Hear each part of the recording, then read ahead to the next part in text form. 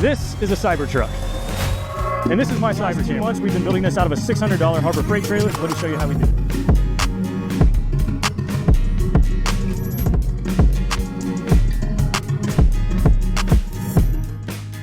It all started with a trailer that had to be assembled like IKEA furniture. This trailer has a 1,700-pound weight rating, and it was the best one they had available at Harbor Freight. But let's get straight to the fun stuff and start building a sub. The trailer are 4 foot by 8 foot, so a sheet of plywood fit perfectly on top. However, there are bolts sticking out of the top of the trailer, so I have to find them on the piece of wood, drill a hole, and make it fit flush. Now, something super important about the subfloor is it has to be weatherproof to withstand the elements of the open road, so let's talk about it. Now it's time for a second coat. After a couple of layers of red guard, it was time for an extra layer of support by using some black exterior paint just to make it look better. Once the paint was dry and the subfloor was ready to be installed, I threw down some liquid nail for some added security and then screwed it down with as many screws as I could.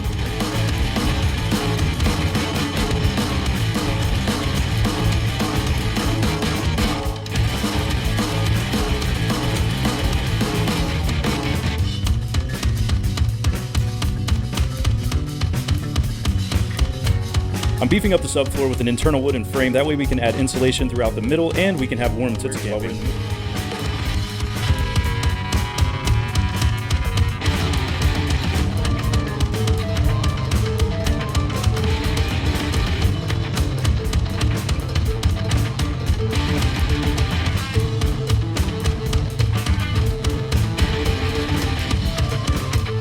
Once the frame and insulation was half, it's been giving me some trouble. I had to use the Pythagorean theorem of a squared plus b squared, figure out the pitch and the angle and the run, and my brain hurts. So if you're watching this and you're still in school,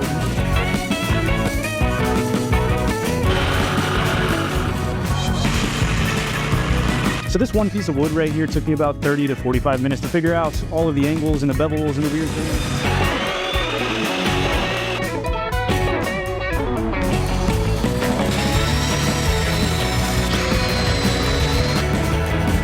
The framing is about 98% done. This wall right here is going to be a lifesaver right now because of a gap under here to slide the interior walls in, which is what I'm going to be working on right now.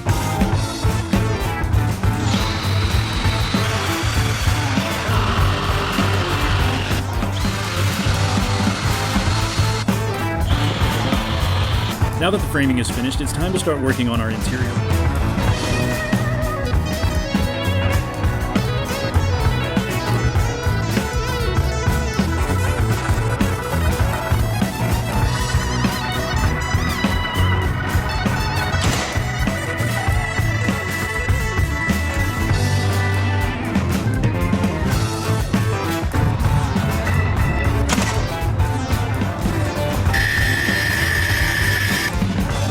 Complete, it's time to rip them out, sand them down, get them nice and smooth and ready for 5,000 nails and probably 10,000 more nails.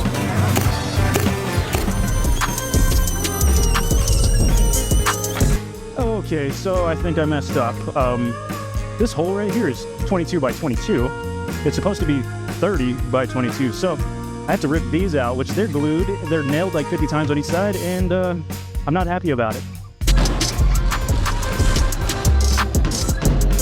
I don't get to use hammers while building very often, so anytime I get a chance to, I'm very excited.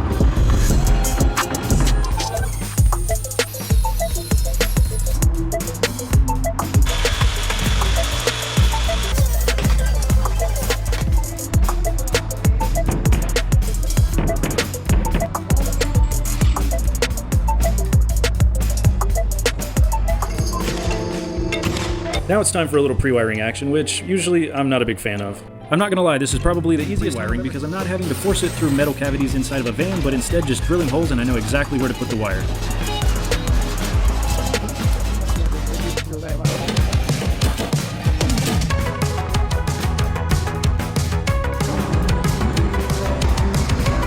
Get rid of all of those seams and cracks. Every nook and cranny is gonna have some bongo. This is the first time I've ever used my projects. I really enjoyed this stuff, but I also didn't enjoy it because I had to wear a mask for about 2 days straight while I was installing it and sanding everything down. And if I have been, I ruined my favorite hat. So if you have a hat that you think I would like, go ahead and send it to me.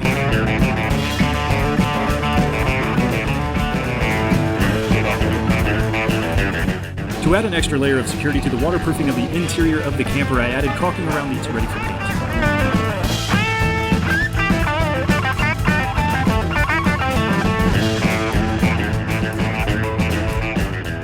This is the part where we were measuring out to figure out how to lay everything out inside of our kitchenette. If you watch Ryan's videos, you know he loves to cook, and I can attest that he is an incredible chef. So this is going to be a great video.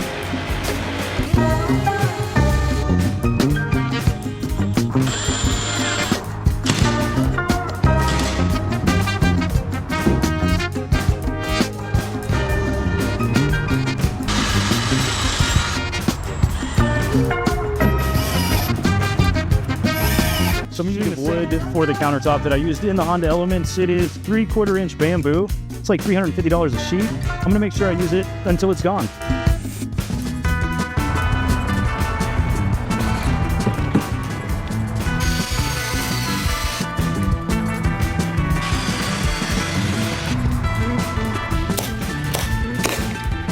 As you all know, cabinetry is my favorite part of any build. A very fun project because of the complexity and how I have to fit everything into such a small space. I'm really looking forward to this one.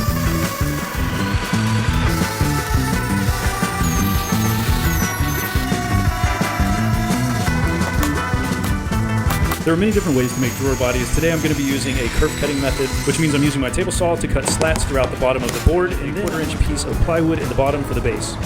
The kitchen's starting to come together. We've got our doors. We have a drawer. So when you're in a small space, you got to think about all the different functions. So not only when you pull it out is there going to be like silverware, whatever is in there. This on top is a bamboo countertop, which can be used as a cutting board. But also, if you pull the drawer all the way out, you can set your stove on top of here and have all of the counter space in the back there. Small spaces, big thoughts, big dreams. Let's get to the next project.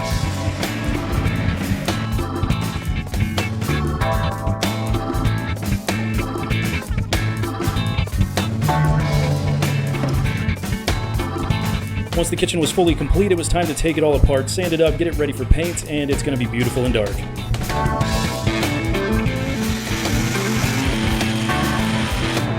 A tip of the trade here is to use steel wool to sand down poly, that way it makes a nice smooth finish.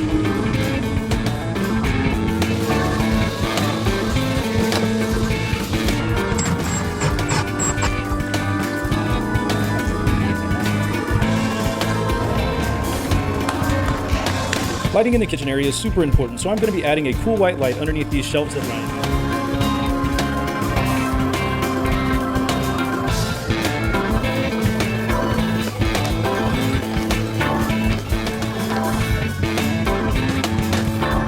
For the backsplash in the kitchen, I wanted something stone to match the gray, but this one actually had something even cooler in it. It has a switch, makes it match everything that we're doing with the cyber camper.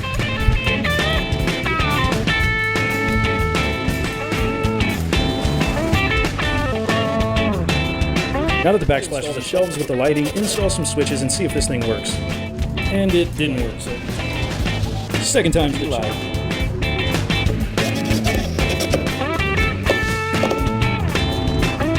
And just like that, the kitchen is complete. It's time to start installing some fun stuff now, and I went to Walmart to find a like 27-inch computer monitor because we're going to be throwing in a workstation in here, but I found this for $88. This is a 32-inch TV, smart TV. I'm going to install it. I had to reinforce the framing in the back wall with more 2x2s in order to support the weight of the TV.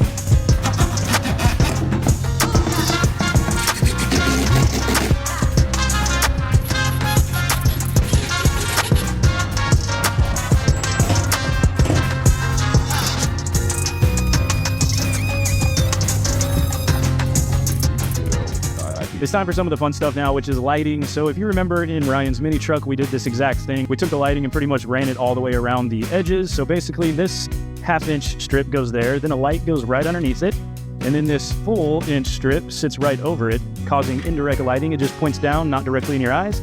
It's pretty nice, so let's get to it.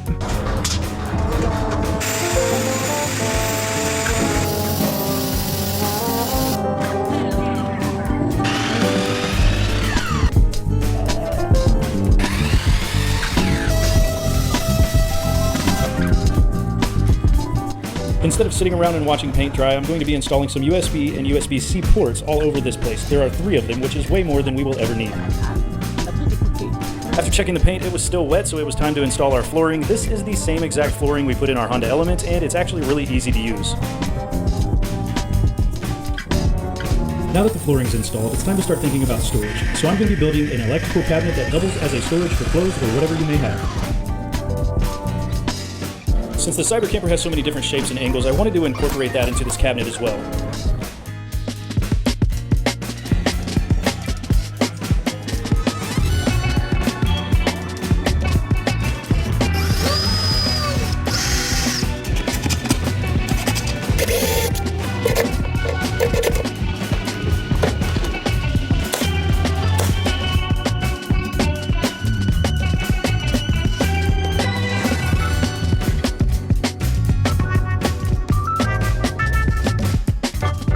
While adding a little bit more space for storage, I decided to build these little wooden cinder block looking things as cabinetry for decorations and plants and whatever you may have for the front of the house.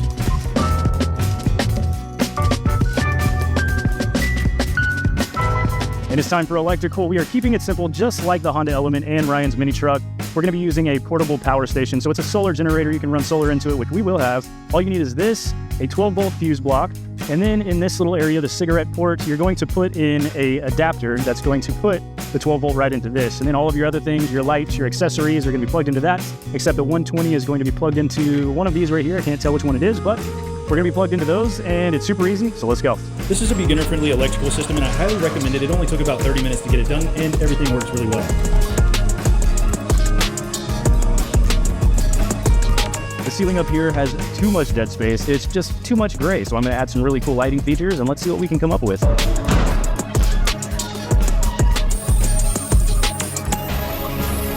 Lighting is probably my second favorite part of every job because it can make or break a space, and you can be as creative with it as you want.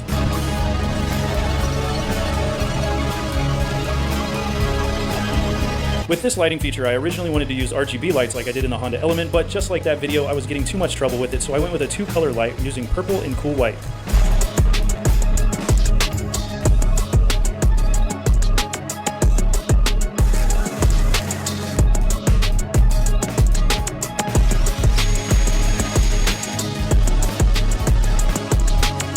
The light's ready to be installed, and this was my honest reaction. All right, here we go. I saw something. Oh my gosh. It's time to start moving on to something super important that kind of scared me a little bit because I had never built a door in my entire life. And not only does it have to be a door, it has to be waterproof for the weather and the elements. So this was actually quite terrifying.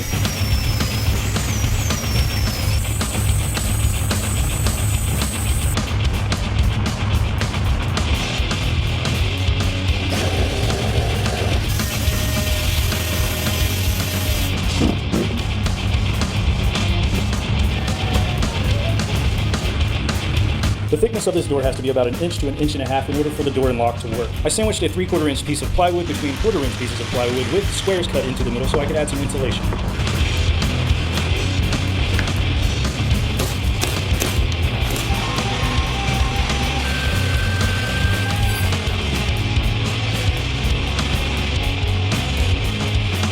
I'm using weather stripping that I found at Home Depot. It has adhesive on the back of it, it's easy to use, and it should keep all of the water out of the house.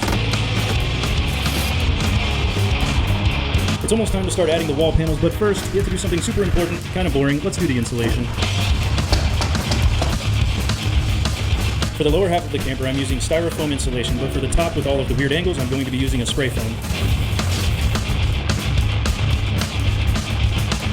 Once the spray foam was cured, it was time to shave it down to shape. For the roof of the camper, I'm using 1/4 inch plywood, and it will be waterproof just like the base of the camper with RedGuard and exterior black paint.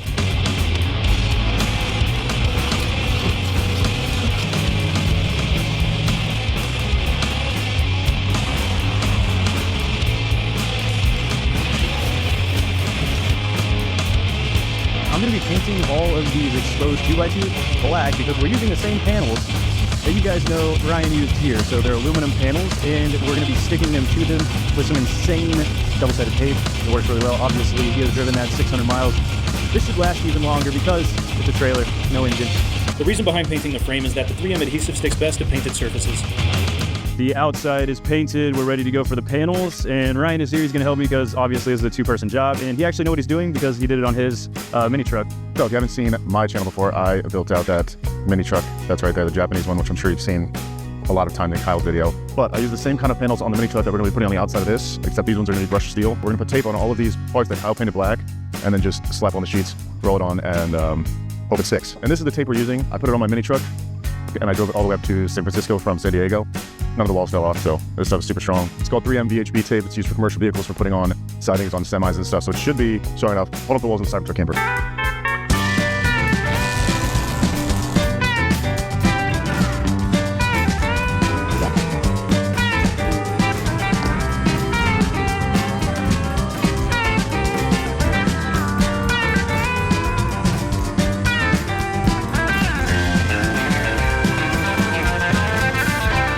One of the most important things about this project was making it look just like the Cyber Camper, and that meant using something that looked like stainless steel on the outside.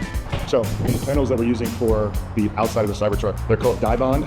So essentially on one side you have this nice brushed stainless steel, like it's fingerprints just like the Cybertruck, but it is really rigid. So on the inside there's this plastic material, and then the other side it's got the same stainless steel finish as this side. Since these are super rigid panels and don't really have that much flex, in order to get them to bend up over the angles on the Cybertruck camper, and we're gonna put a kerf relief cut in this to hopefully give it enough flexibility to bend over on one side. So we're gonna cut into the silver on one side, and it's gonna stay one solid sheet on this side, and hopefully we can cut enough into this plastic to give it enough bend to bend over.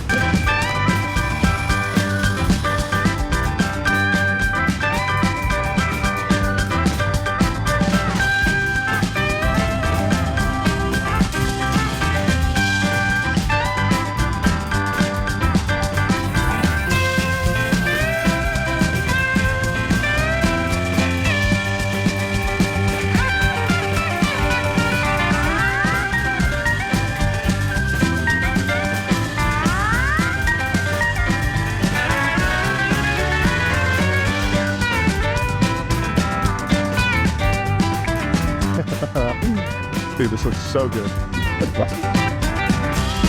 Once we got the first panel done, we went to the other side, repeated the process, and then I moved on to the front.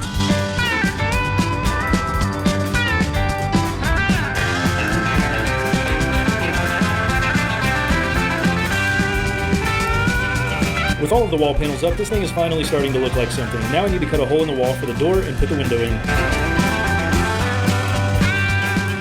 Well, the time has come to do the back hatch. I'm not looking forward to it, but I've got to figure it out. So I'm gonna do a lot of math and some figuring out and some weird stuff. So let's go. So I just made this little piece right here that's going to fit snug underneath that. I'll pull that down, and then I'll run some weather stripping right here. That way, when it closes down, it'll seal it out. This tape will act as a seal so nothing gets that way. I'm using a hurricane hinge for the back hatch. It's just something that I found all over the forums that people had used and really enjoyed.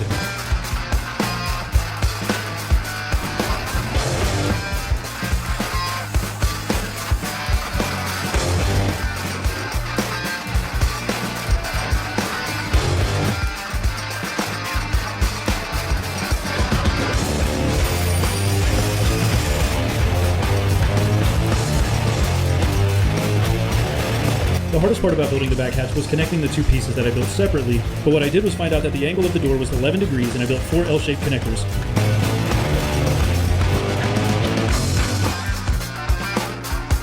Another challenge to building the back hatch was running electrical wires for the trailer lighting as well as the over cabinet lights.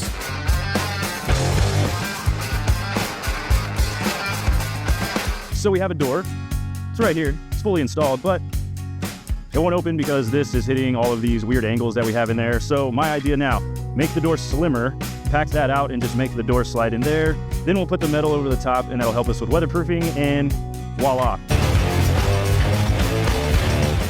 The door that was such a struggle for me is almost done. It's working, it's functioning. All we have to do now is put some wood filler in it, sand it, make it look all nice, waterproof it, stain it, put a door handle in it, and install it again. And hopefully it's just temporary. It's not just temporary. Currently it is, so I'm gonna make it not so temporary.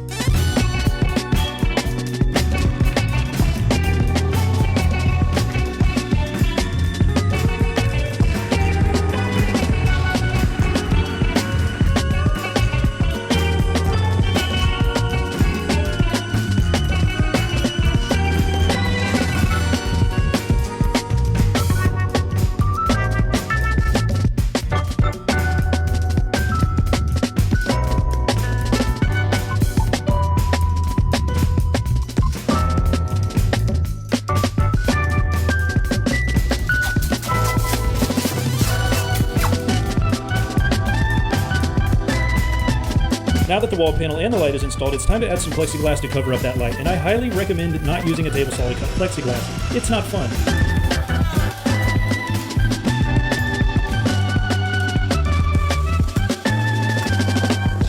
getting pretty close to having this thing finished. There are some small details that I need to go through and touch up, basically, but I'm about to start working on the plumbing, and something I really don't want to do, but I might have to do. On these top folds here, the bend is such a large degree of an angle that I may have to put screws lining that thing. It may take away from some of the aesthetics, but it's got to be functional, so better that way than flying off in the middle of the highway.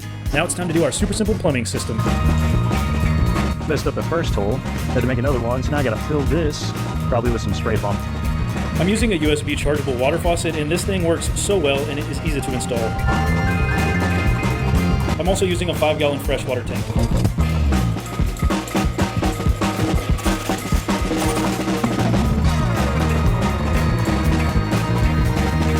Unfortunately, I'm gonna have to throw some screws in here and ruin the aesthetic of the cleanness, but safety over aesthetics, I guess.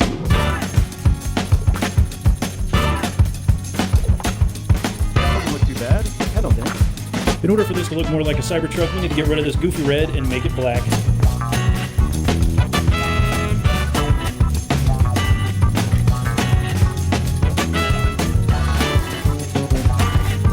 Next up, it's time to seal off everything with some caulking. I wanted the rear end to look a little bit more aggressive, so I'm going to add a bumper using a 2x6.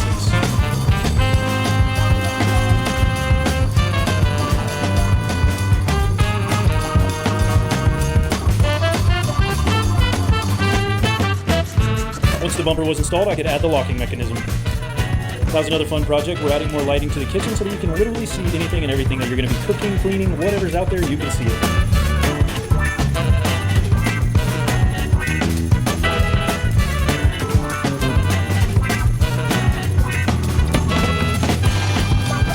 Now it's time to install the metal on the entry door and get that door installed.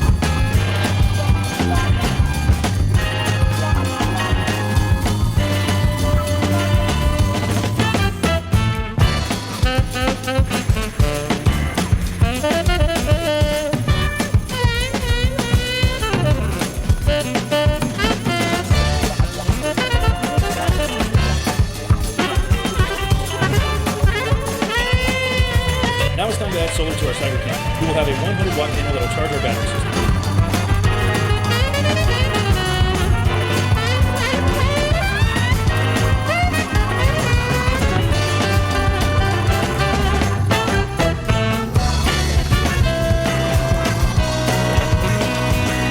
Something I couldn't avoid was this crack right here, so my solution was to fill it with caulking and then put a piece of aluminum over the top of it just to cap it.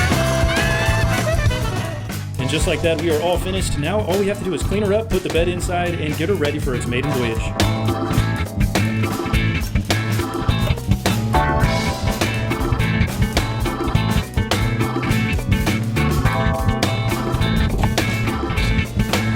We ended up renting a U-Haul truck just because we watched Whistle and Diesel's video about how the Cybertrucks, they're pretty much getting ripped out of the frame, so we didn't want to chance it. And here's the moment you've all been waiting for. A Cybertruck with the Cyber Camper. Beautiful.